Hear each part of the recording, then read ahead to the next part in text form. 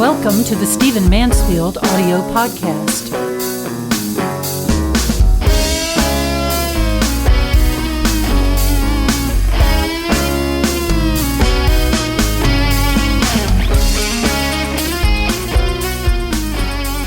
I'm sitting here with R.T. Phillips, a man I've come to know through some travels and some work I've done in Austin, and he was the founding president of Promise Keepers.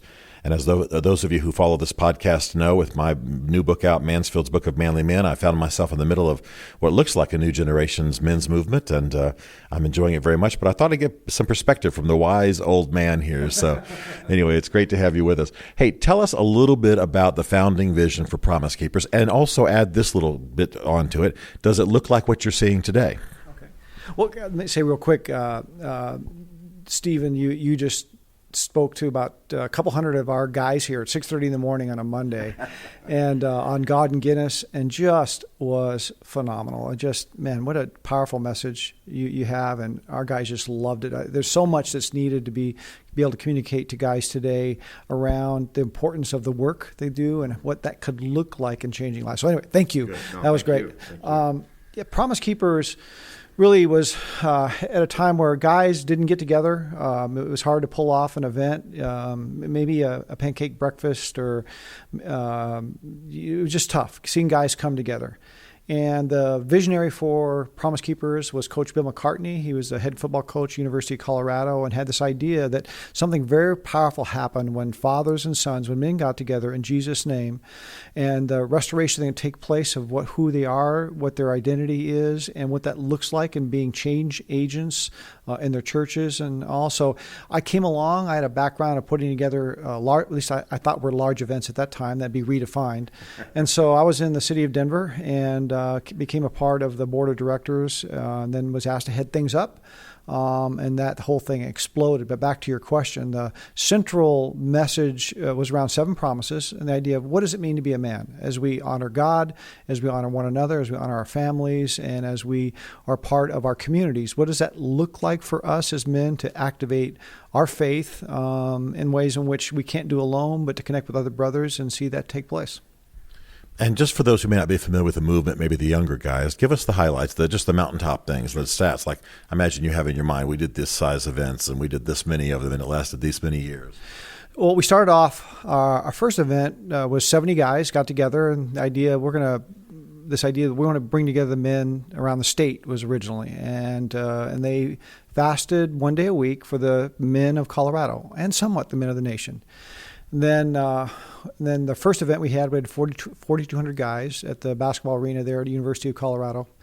And then it grew to 22,000, and then the third year was 52,000, and then it became 300,000, and then the next year it became 700,000, and the next year it became 1.2 million. And the next year we had then events that were multiple millions. We had probably 1.2 million men alone in Washington, D.C. in October of 97. We had the largest interdenominational pastors conference in the history of the country. We had about 40,000 pastors in Atlanta. The whole thing just was obviously a phenomenal move of God. It wasn't anything to do with how bright or phenomenal we were, but we had a chance to steward, if you will, the desire of God's heart to see his men restored to what it looks like to love him and to love others and to make a difference in the next generation. So that just the whole thing just kind of blew up.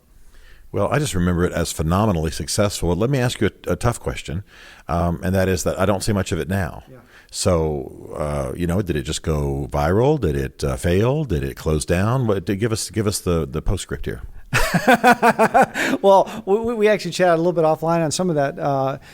I would say, number one, early on, like the first year, I had this phenomenal, God just spoke to me. Something was really, really precious, and let me know that this was a movement that he had birthed, and that and he let me know this thing was going to go beyond abilities to control. There was a season to it. So the word basically was, you're in the midst of a move of my spirit, seize the moment. It was kind of what he said. And so I knew, I came to Christ during a movement back in the late 60s, early 70s called the Jesus movement. And I know movements have this unusual, distinct experience of God doing things that weren't done before, weren't done afterwards, that he would just give great favor in ways that can't be explained other than a move of God. Not in the broad sense of movements as used, that's kind of used, but I'm talking about a true move that's cannot be explained other than this is something so powerful, so tremendous, and it's throughout Scripture, and we've seen it in our history. Well,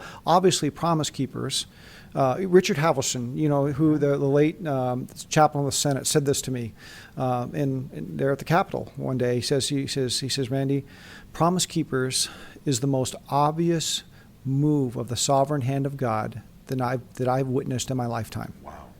So that obviously took place. Now, what would take a long time to unpack, and then I don't have all the answers, that movements, some of them transition into viable, healthy ministry.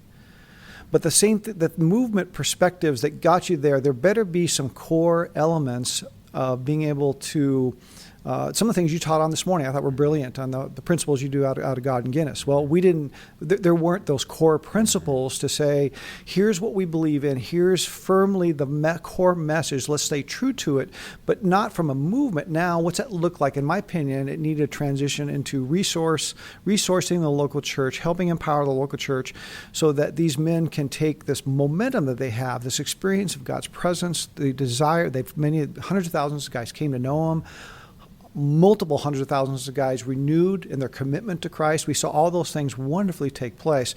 But what's that look like to live that out day to day in the community of faith? And that's always the local church. That is his big plan, and that's what the movement was, to bring life and growth, but not become the thing, but become a support. And I think we did not do a good job of transitioning out of movement into empowerment and community on the local level.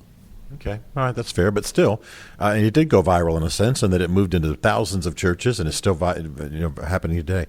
Yep. Okay. Final question then. When you look around today, there's a new generation on the rise, 20-somethings, the millennials, and you work with them. We just talked to a room that had lots of them there.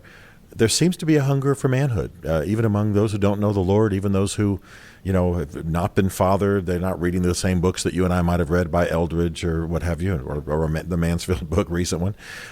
What do you see that's maybe common and different from the great days of Promise Keepers with what's happening with the young today? There have got to be some commonalities, and there have to be some differences. But overall, I guess my question is, do you see some gathering momentum like you saw once before? Well, Jesus is still leading, and he looked at Peter and said, "Come follow me, I'll make you a fisher of men." What was he doing? He saw in Peter desire of significance to make a difference in his life, and he saw that there was a connection. No, that I can't do it, but I see something in you, Jesus, that I'm attracted to. That the way you glorify God, the way you speak, the way you help people. And Jesus saw that hunger in him and called that out of Peter. In a man is that need, that desire that God's placed within us to know that way life is and the things that are going on, there's something more, right? So whatever that is, so that he's not stopped doing that in men. And so there are certain expressions and times like, Promise Keepers was a very critical time when there was a lot of gender confusion issues, and we were beginning to see the lostness of the fatherless generation, boomer generation. And so the void was being filled through a variety of substitutes and counterfeits, and there was just there's something desperately missing.